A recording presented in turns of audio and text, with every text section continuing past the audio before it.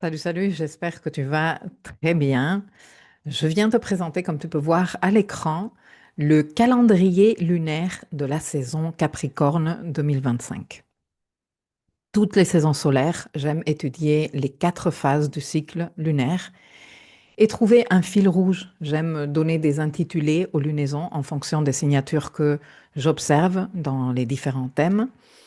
Et le but de ces décryptages est d'avoir un outil de GPS lunaire, de GPS émotionnel, parce que la Lune nous indique le terrain de l'émotion, du quotidien, de la temporalité intérieure, et que cet accompagnement qu'on peut se donner en observant et sachant décrypter les différentes phases du cycle lunaire nous permettent d'avoir comme une intention plus claire, plus facile pour nous positionner intérieurement.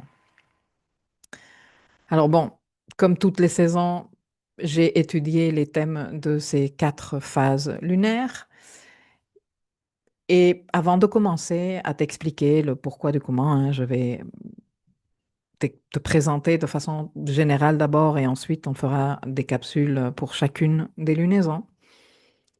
Je voudrais te dire quelque chose de très, très, très important en cette saison Capricorne. Et c'est le fait que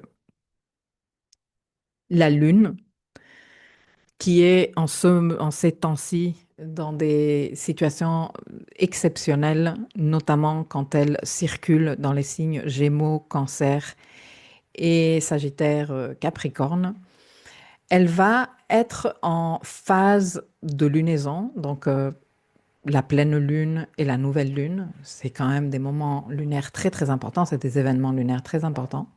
Et elle va le faire dans cette position d'exceptionnalité. Elle est hors des limites solaires, on appelle ça out of bounds en anglais. Et tout- toute l'année 2025, elle l'a été, elle va continuer à l'être encore un petit moment. Mais ce qui rend cette saison Capricorne, et je t'avais dit la même chose dans la saison Cancer, pardon, 2025, c'est que on a les événements lunaires avec la lune out of bounds.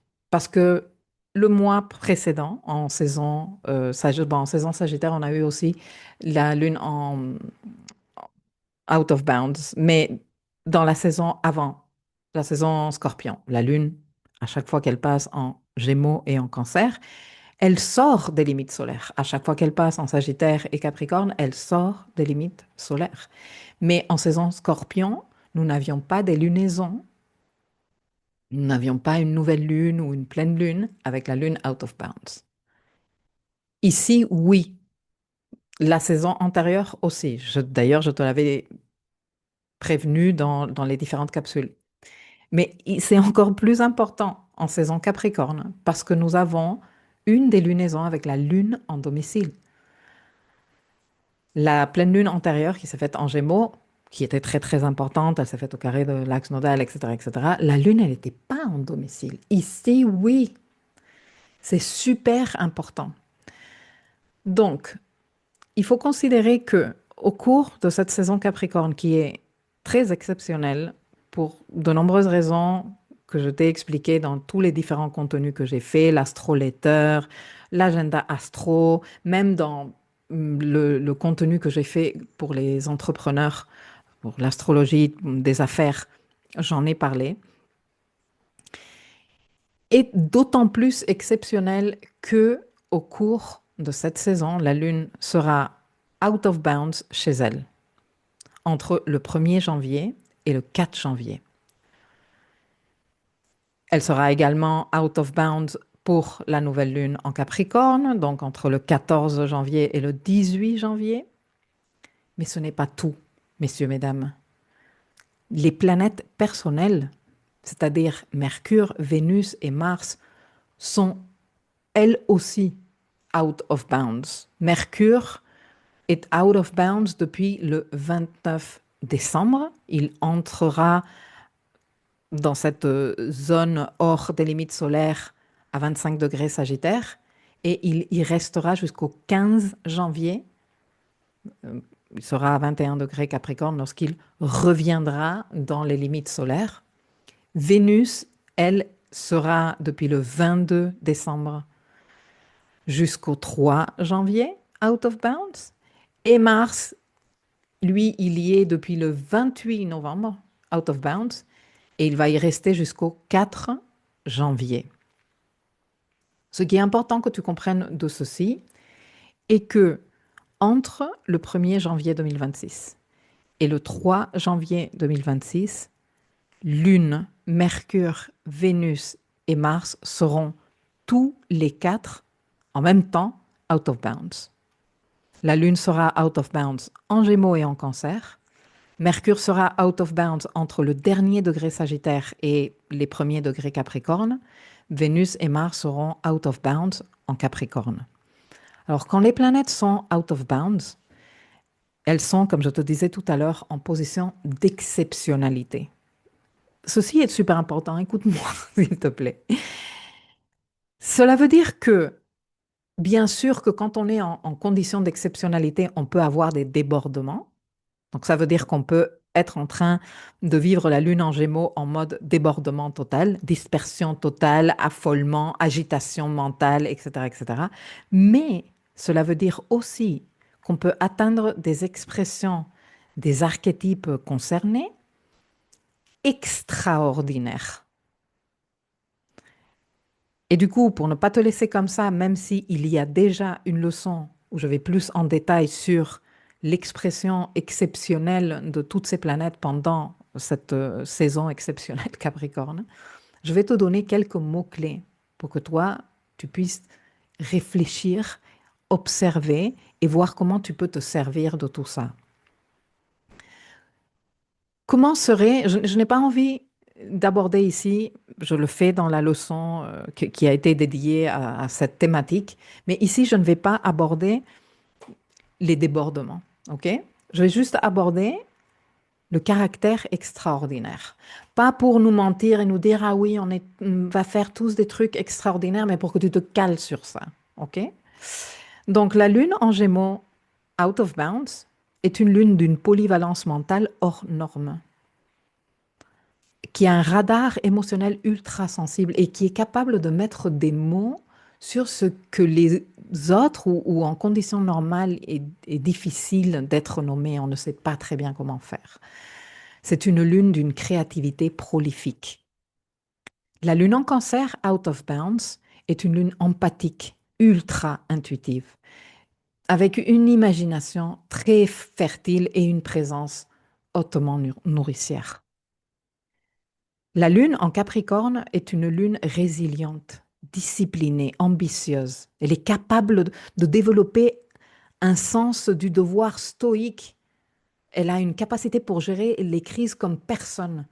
Une lune ultra structurée, sans tomber dans la rigidité. On est en train de parler ici des super pouvoirs des planètes out of bounds. Ok?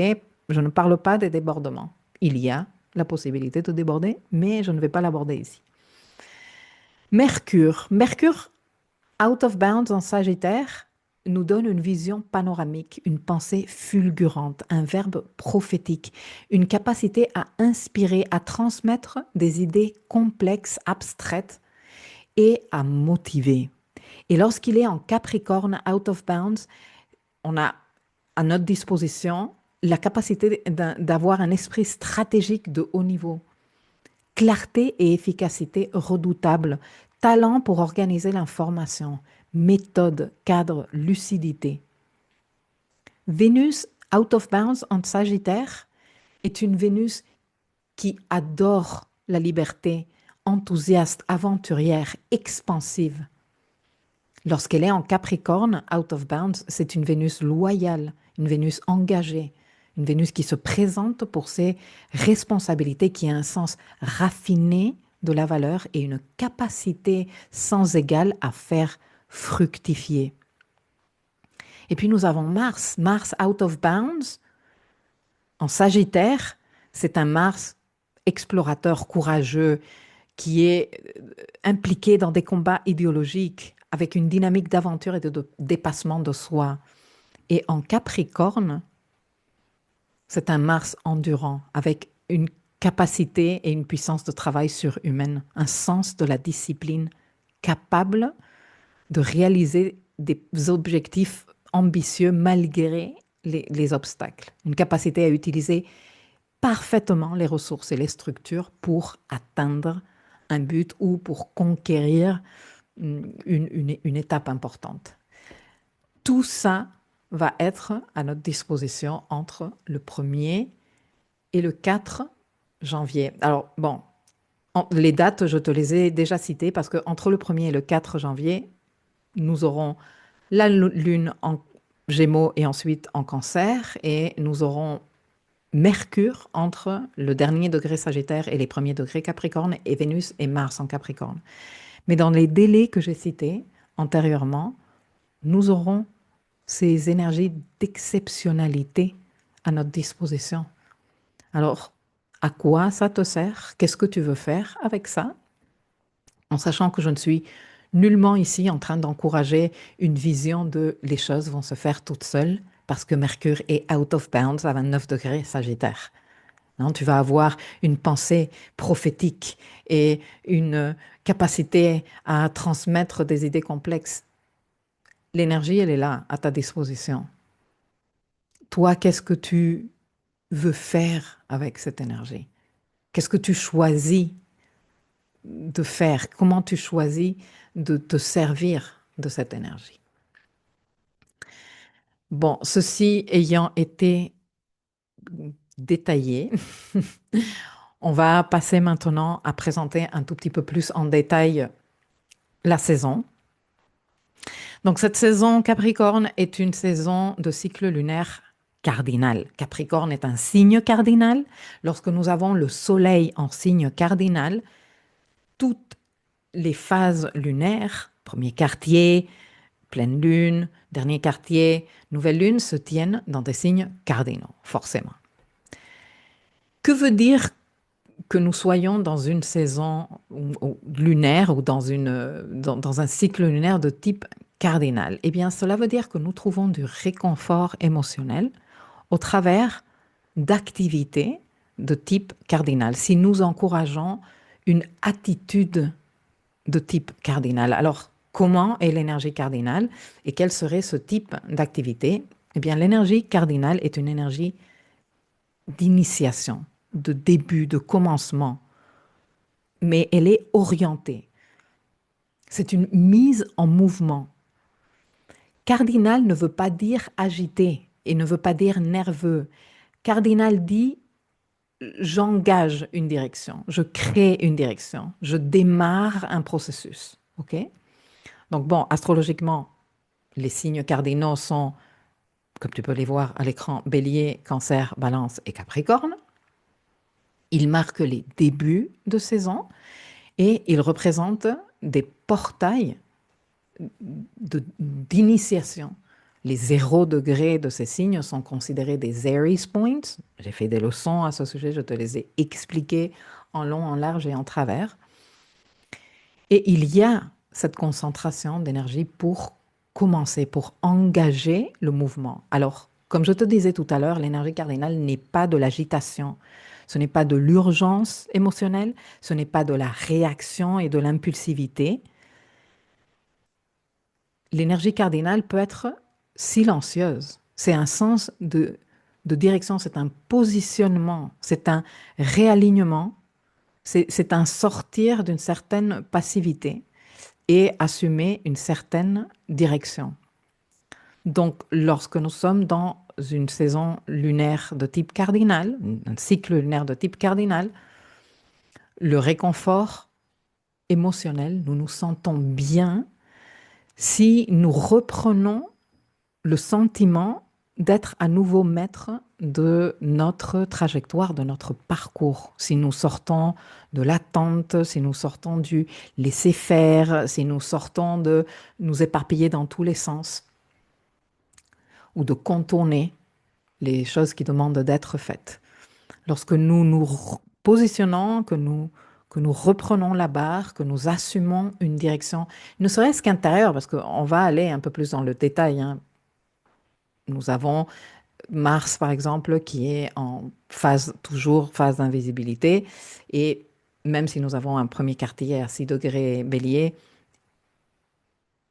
et que tout premier quartier est un moment de prise d'initiative active, les temps astrologiques ne soutiennent pas une prise d'initiative active vers l'extérieur tout de suite, mais plutôt un repositionnement intérieur. Non? Bon, on va aller plus dans le détail tout à l'heure. Restons concentrés sur la cardinalité de ce cycle lunaire. Et donc, du coup, quelles activités de type cardinal, non, concrètes et opérantes, je pourrais te donner comme exemple pour que tu comprennes un peu mieux. Bon, il y a des activités de décision, de positionnement, d'initiation, de correction ou de réalignement et de responsabilisation. Je les ai rassemblés comme ça. Alors, ça peut être que tu prennes une décision que tu repousses depuis longtemps, non? Et que tu dises un oui ou un non, ou c'est un ça ce que je vais faire, même si tu n'es pas obligé de le faire demain matin, mais que ce soit clair en toi, que tu arrêtes de négocier avec cette réalité qui est devant toi et qui est en train de demander que tu te positionnes, non? Donc, couper une option parasite, choisir une voie, une priorité, fixer une direction pour les 6 mois à venir, par exemple, dire c'est dans ce sens que je vais y aller, même sans action immédiate. La décision, elle est déjà dans la cardinalité de l'énergie. Clarifier ta place ou ton positionnement dans un rôle, dans un projet, dans une relation, poser un cadre de temps, de règles, de limites, reformuler un engagement. Nommer ce que tu es prêt à continuer à porter ou ce que tu ne veux plus porter. Tout ça est très en alignement aussi avec ce type d'énergie. Tu peux lancer une conversation qui va ensuite aboutir, ou une série de conversations, non? Qui vont ensuite aboutir à quelque chose de plus concret. Tu peux aussi commencer une pratique physique ou une pratique d'hygiène mentale, petit peu par petit peu, mais la démarrer. Tu peux aussi commencer à créer un premier schéma, un premier document ou un premier plan. Commencer à structurer ta pensée par écrit sans aspiration de tout avoir détaillé et compris et clarifié en quelques heures. Donc ce n'est pas une démarche de terminer et de compléter, mais plutôt une démarche de démarrer. Tu peux également passer du temps à réorganiser ton emploi du temps, revoir comment tu investis ton énergie, où est-ce que tu mets tes ressources vitales, en quoi tu dépenses ton temps, tes ressources, repositionner aussi un objectif, corriger une certaine trajectoire, hum, réécrire une intention ou certaines intentions. Et surtout parce qu'on est en saison Capricorne, tout ce qui est mettre de l'ordre dans tes papiers, mettre de l'ordre dans tes finances, mettre de l'ordre dans ton administratif, assumer des conséquences, prendre en charge ce que tu as tendance ou tu avais tendance jusque-là à contourner, à éviter. Passer de j'aimerais tant, non, de jouer avec le rêve à je vais m'engager sur ça. Et je sais que ça peut sembler paradoxal, mais non, parce que nous sommes dans une saison qui demande ça et qui, avec tout, on va pas nécessairement en parler dans cette capsule introductoire, mais j'en ai parlé dans l'agenda astro et j'en parlerai lorsque nous arriverons à la pleine lune et à la nouvelle lune en Capricorne. Il y a de très fortes signatures d'engagement, très sérieuses, au cours de cette saison Capricorne. Donc, nous avons énormément d'indicateurs, non, de cet engagement nous réconforte. Quand on ne répond pas à une énergie cardinale, quand il y a une énergie cardinale dans le cycle lunaire et qu'on ne répond pas, qu'on continue à piétiner sur place, qu'on continue à contourner, qu'on continue à être de mauvaise foi avec soi-même alors qu'on sait parfaitement ce qui demande à être engagé, décidé, tranché, initié, on peut se sentir très agité. On peut se sentir même émotionnellement instable, facilement agacé et énervé. Mais lorsqu'on y répond, lorsqu'on dit, bon, ben, écoute, il est moment de faire cet engagement, il est moment de trancher, il est moment de décider sur ça, il est moment de me positionner, même si c'est inconfortable. Et il y a une énergie d'inconfort, il y a une énergie d'avaler, tu vois, de gloops. De là, on n'est plus en train de jouer. Là, ces engagements, surtout ceux qui arrivent à la fin de la saison Capricorne avec la nouvelle lune dans les tout derniers degrés du signe, sont des engagements sérieux. On n'est plus en train de jouer. Mais même si c'est inconfortable et même si c'est exigeant, le système émotionnel s'apaise. Alors, si tu te sens instable émotionnellement au cours de cette saison et que tu veux de la clarté, une bonne question à te poser ne serait pas qu'est-ce que je ressens ou pourquoi je me sens comme ça, mais quelle est cette direction qui demande à être posée maintenant? Et qu'est-ce que moi je peux entamer comme démarche pour poser cette direction? C'est là la clé cardinale. Je te disais en tout début de cette capsule que j'aime donner des intitulés. Donc, je donne des intitulés au calendrier lunaire, je donne un intitulé à chacune des lunaisons. Et avec ces intitulés, j'essaye de résumer en quelques mots l'énergie que porte chacun de ces événements. Le calendrier lunaire, je l'ai appelé se désengager du faux, s'investir dans le réel. Et quand je parle d'engagement, d'investissement, je ne parle pas du tout dans un sens romantique. Je parle d'un engagement de responsabilité et de lucidité. Et quand je parle de se désengager du faux, en fait, je parle de se désengager de ces choses qui font partie de notre vie, qui ne reposent pas sur une valeur réelle pour nous.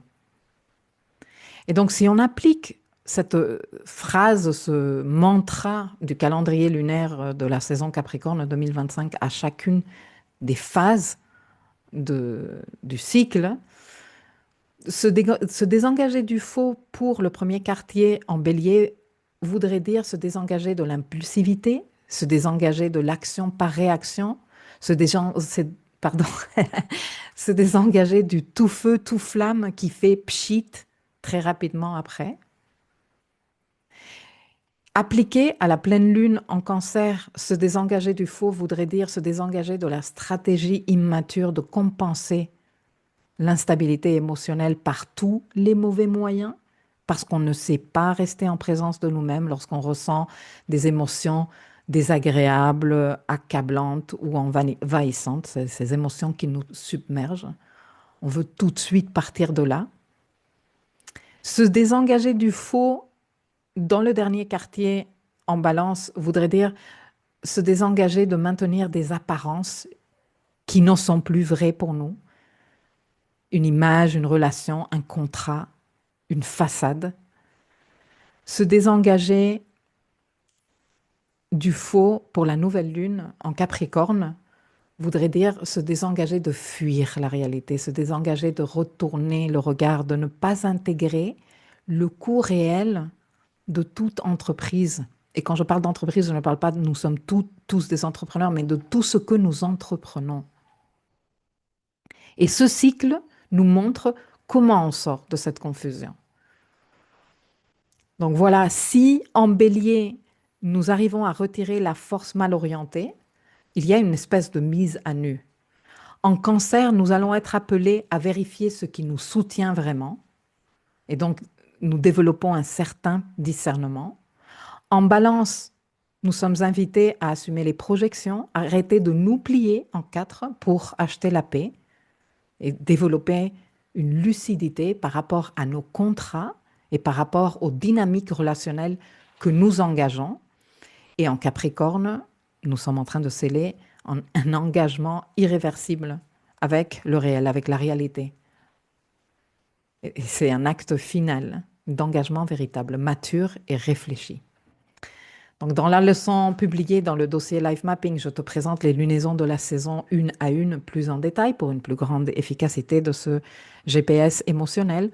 Je choisirai en fonction de l'évolution du mois lesquels je publie publiquement sur YouTube ou pas. Si ça t'intéresse, écoute, je te dis à tout de suite par là-bas.